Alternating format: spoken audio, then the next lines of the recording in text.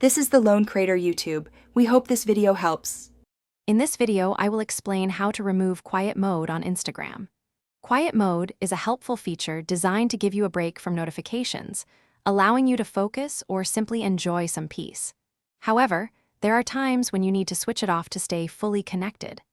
I'll guide you through the simple steps to disable this feature and ensure you receive all your Instagram alerts as usual.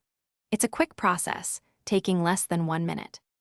To begin, open the Instagram app on your mobile device.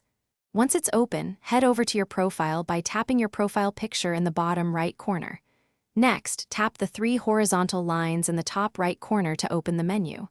From there, select Settings and Privacy, then Notifications, and finally, Quiet Mode. This path will lead you directly to the toggle switch. Once you are on the Quiet Mode screen, you will see a toggle switch at the top. Simply tap this switch to turn Quiet Mode off. Instagram might ask you to confirm your choice, so just tap Turn Off or Disable if a prompt appears.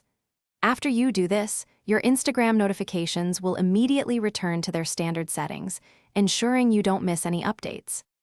By disabling Quiet Mode, you regain full control over all your Instagram notifications.